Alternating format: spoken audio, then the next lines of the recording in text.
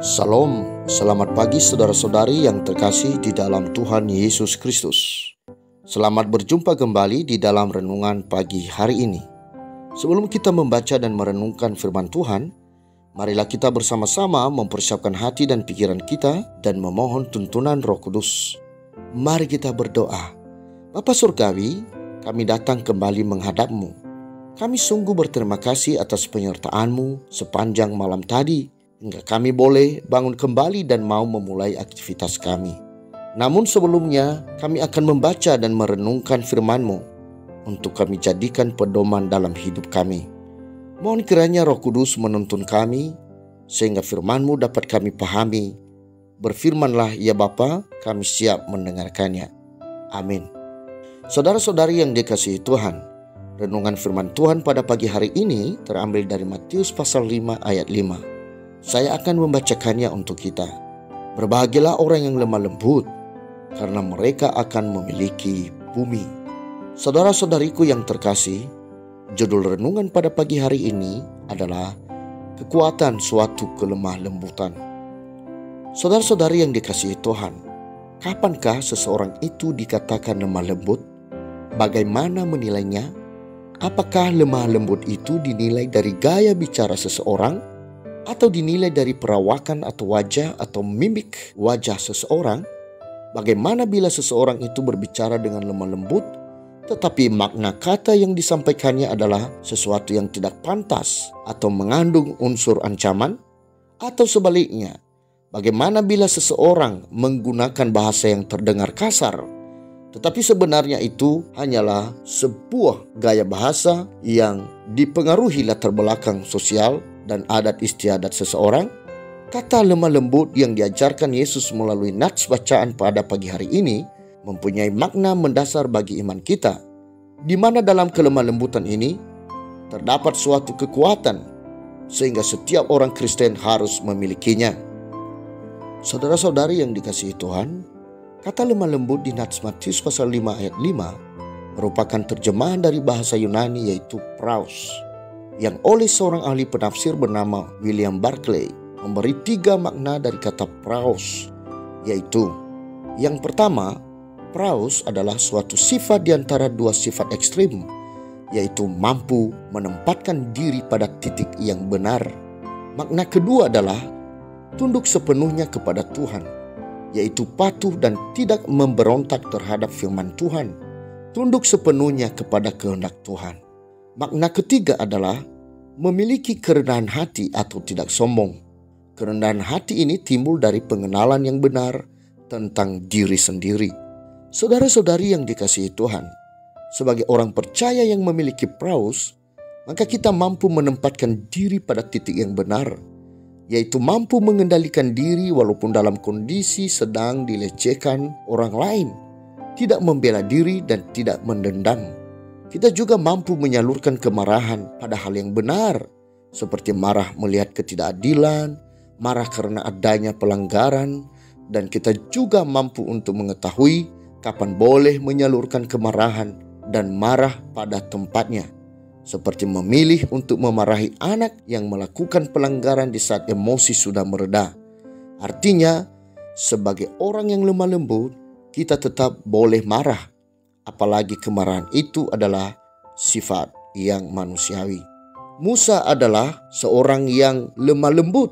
Ini tertulis dalam Bilangan pasal 12 ayat 3. Adapun Musa ialah seorang yang sangat lembut hatinya, lebih dari setiap manusia yang di atas muka bumi.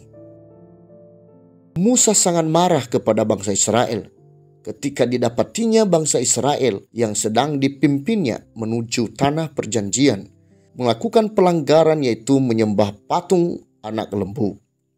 Saudara-saudari yang dikasihi Tuhan, kerendahan hati kita yang timbul dari pengenalan akan diri kita yang mengakui bahwa kita ini adalah manusia yang berdosa, kepatuhan kita untuk mengikuti seluruh rancangan Allah dalam kehidupan kita, dan kemampuan kita untuk mengendalikan amarah sehingga selalu dapat memberi respon yang tepat pada setiap kondisi yang sedang dihadapi dengan tenang dan berhikmat, tentu saja akan menghadirkan kebahagiaan dan kedamaian pada diri kita sendiri dan di lingkungan di mana kita berada. Kebahagiaan dan kedamaian itu akan terpancar dan dapat dirasakan oleh lingkungan di mana kita berada. Dengan kata lain, bahwa kita memancarkan kedamaian di mana saja berada. Jelaslah bahwa kita sebagai orang percaya harus memiliki kelemah lembutan. Dan ini sejalan dengan apa yang diajarkan oleh Rasul Paulus kepada jemaat di Galatia untuk hidup dalam roh yang memiliki buah-buah roh, yang salah satunya adalah kelemah lembutan. Galatia pasal 5 ayat 22 sampai 23. Tetapi buah roh ialah kasih, sukacita, damai sejahtera, kesabaran, kemurahan, kebaikan, kesetiaan, kelemah lembutan, penguasaan diri. Tidak ada hukum yang menentang hal-hal itu. Saudara-saudari yang dikasihi Tuhan, sebagai makhluk yang bermoral, kita pasti menyenangi mereka yang mengekspresikan kelemah lembutan di dalam kehidupannya. Karena orang-orang yang lemah lembut itu membawa damai, sukacita, yang membawa kebaikan di antara sesamanya. Dengan demikian, orang-orang yang lemah lembut akan mampu mempengaruhi lingkungannya. Karena mereka yang memiliki bumi, yaitu yang hidupnya diberkati oleh Tuhan. Inilah kekuatan dari suatu kelemah lembutan, kekuatan untuk mendapatkan upah dari Tuhan, yaitu berkat Tuhan. Janji Tuhan dalam nats yang kita baca pada pagi hari ini, berbahagialah orang yang lemah lembut, karena mereka akan memiliki bumi. Tuhan selalu menepati janjinya. Saudara-saudari yang dikasihi Tuhan, apakah kita adalah orang yang lemah lembut? Sebagaimana dimaksudkan oleh nats firman Tuhan pada pagi hari ini, saatnya bagi kita untuk menilai diri kita. Apakah kita sudah memiliki kekuatan untuk memperoleh berkat Tuhan? Pagi ini saya mengajak kita semua untuk datang kepada Yesus dan mempelajari kelemah lembutan Yesus. Yesus adalah satu-satunya teladan yang agung bagi kita. Ia telah mengajak saya dan saudara, sebagaimana tertulis di Matius pasal 11 ayat 29. Pikulah yang kupasang dan belajarlah padaku, karena aku lemah lembut dan rendah hati, dan jiwamu akan mendapat ketenangan. Demikianlah renungan pada pagi hari ini. Tuhan memberkati. Kita akan menutup renungan dalam doa. Tetapi jika saudara ingin didoakan secara khusus, hubungi email kami. Kerinduan kami agar channel ini menjadi berkat bagi banyak orang. Mari kita berdoa. Suatu kebahagiaan besar bagi kami ya Allah Maha Kuasa, jikalau kami bisa selalu berada di dekat-Mu. Engkau adalah sumber kehidupan kami, dan Yesus adalah teladan bagi kami untuk hidup benar sebagai orang percaya.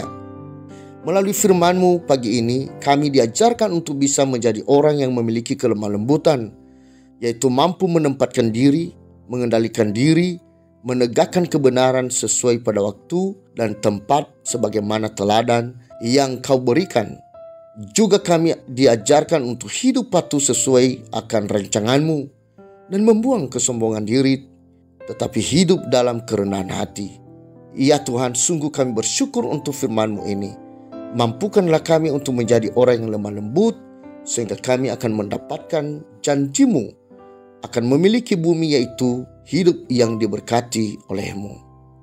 Bapa, jika kami boleh menerima berkat-Mu, kami juga memohon kepadamu, kiranya hidup kami ini juga bisa memberkati orang-orang di sekitar kami. Ampunilah dosa dan kesalahan kami ya Bapa, peliharalah hidup kami. Kami mempercayakan seluruh kehidupan kami hanya kepadamu. Biarlah kehendak-Mu saja yang jadi. Di dalam nama Yesus kami berdoa. Amin. Saudara-saudari, mulailah harimu. Kiranya kasih dan anugerah Tuhan senantiasa melimpah di dalam kehidupanmu. Muliakanlah Tuhan di dalam setiap aktivitasmu. Dan jadilah saksi hidup bagi firman-Nya. Roh Kudus menyertai kita semua. Sampai berjumpa kembali di renungan berikutnya. Tuhan Yesus memberkati.